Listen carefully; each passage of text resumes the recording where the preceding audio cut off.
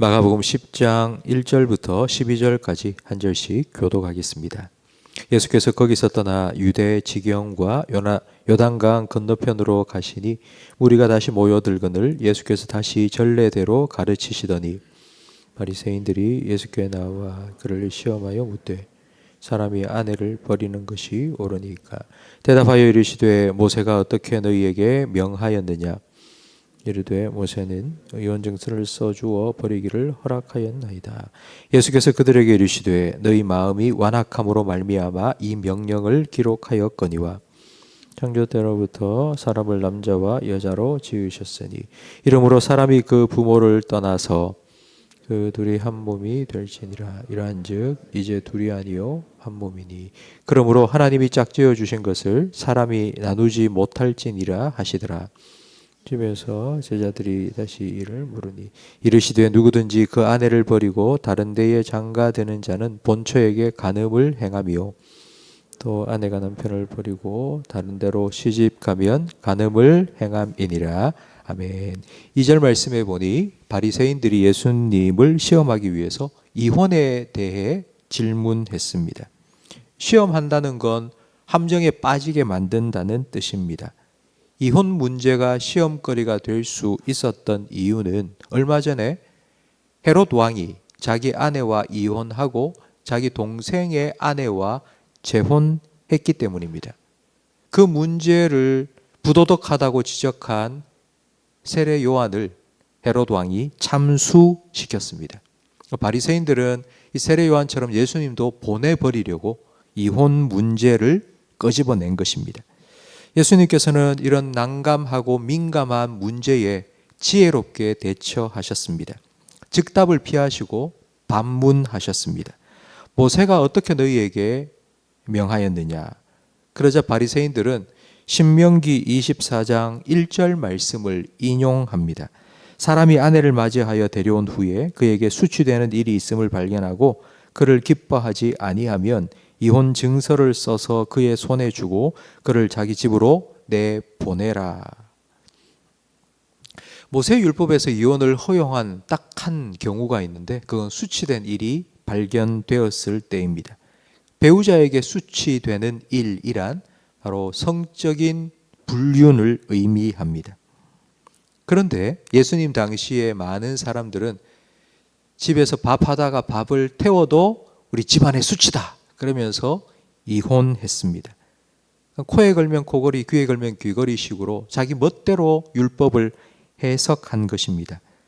예수님께서는 이런 잘못된 율법 적용을 바로 잡아 주시기 위해서 6절 말씀에 창조 때로부터 돌아가서 창조의 원리와 결혼의 원리로 설명해 주십니다.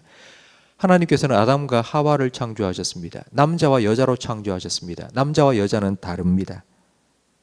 역할도 다르고 생각도 다르고 성향도 다 다릅니다. 서로 다른 남자와 여자를 만나게 하셔서 하나님께서 만나게 하셔서 서로의 부족한 부분을 서로 돕는 배필로 만나게 해 주신 겁니다. 서로 다르게 창조하신 남자와 여자가 만나서 결혼을 통해 한 몸이 되도록 하나님께서는 결혼을 제정하셨습니다. 그래서 예수님께서는 9절 말씀에 하나님이 짝지어 주신 것을 사람이 나누지 못한다고 말씀하셨습니다. 그런데 사람들은 하나님께서 짝지어 주신 것이 아니라 내가 선택했다고 생각합니다. 내가 좋아해서 우리 둘이 서로 사랑해서 결혼했다고 생각합니다. 그렇지 않습니다. 하나님이 짝지어 주셨습니다. 그래서 한 몸이 되었습니다. 내가 좋아서 결혼했다고 생각하는 게 왜 잘못되었냐면 내가 좋아서 결혼했다면 내가 싫으면 이혼해도 된다는 뜻입니다. 서로 사랑해서 결혼했다면 서로 미워하면 이혼해도 된다는 뜻입니다. 이 이혼 문제는 창조 때에 하나님께서 정하신 이 결혼의 원리를 모르기 때문에 생긴 것이고 결혼의 원리를 모른다는 말은 사랑이 무엇인지를 모른다는 의미입니다. 결혼과 사랑이 무엇인지를 잘 보여주는 성경 말씀이 바로 에베소서 5장 말씀입니다. 에베소서 5장에 보면 남자와 여자의 결혼을 예수님과 교회의 관계로 비유합니다. 아내들이여 자기 남편에게 복종하기를 주께 하듯 하라. 남편들아 아내 사랑하기를 그리스도께서 교회를 사랑하시고 그 교회를 위하여 자신을 주심같이 하라고 말씀합니다. 이 에베소서 5장에 나온 남편과 아내의 사랑은 첫눈에 반했어요 라는 감정이 아니라 평생의 순종과 헌신입니다. 이것이 사랑이라는 것을 하나님께서는 예수님을 통해서 우리에게 가르쳐 주셨습니다. 이 사랑을 받아야 우리는 사랑할 수 있습니다. 그래서 예수 믿는 사람이 믿지 않는 사람과 결혼하는 것이 좀 우려스러운 이유가 여기에 있습니다. 요즘 불신 결혼이 점점 많아지고 있습니다. 그럴 수밖에 없는 것이 교회 다니는 남자와 여자의 이 비율이 맞지 않기 때문입니다. 교회에서 불신 결혼을 장려하지 않습니다. 하지만 불신 결혼을 정죄하지는 말아야 합니다. 오히려 더 기도해 주어야 합니다. 하나님의 사랑을, 십자가의 사랑을 모르는 사람과 함께 산다는 것은 정말 예수님처럼 되지 않고서는 불가능한 일이기 때문입니다. 우리가 죄인 되었을 때에 우리를 위해 자기의 생명까지 내어주신 예수님의 사랑, 그 사랑으로 사랑해야지 내가 함께 살 수 있다.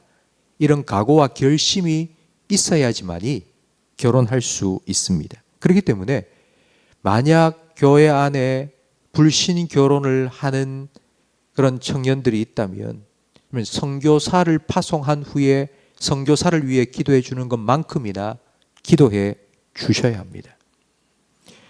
결혼을 앞둔 자녀를 위해서 모든 성도들이 다 기도하고 있습니다. 아마 기도를 정말 많이 하실 겁니다.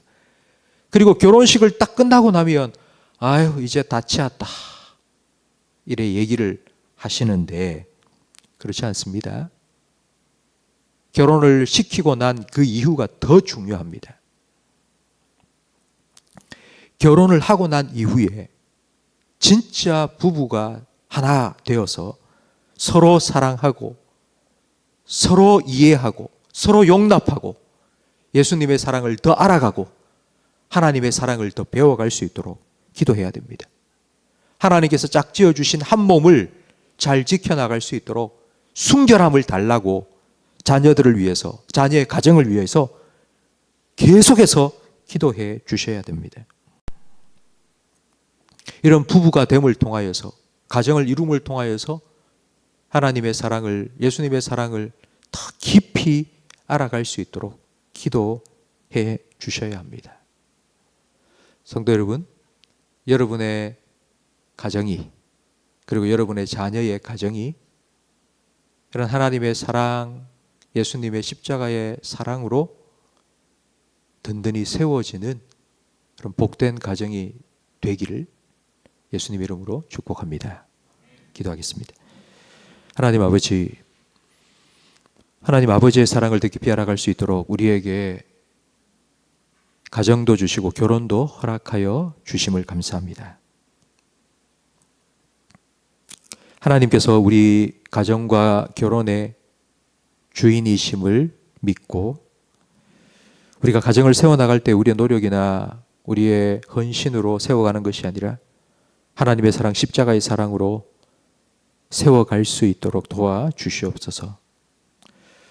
음란한 이 시대 가운데 우리가 성적인 순결함을 잘 지켜나갈 수 있도록 우리의 마음과 생각을 하나님을 경외하는 마음으로 지켜 주시옵소서.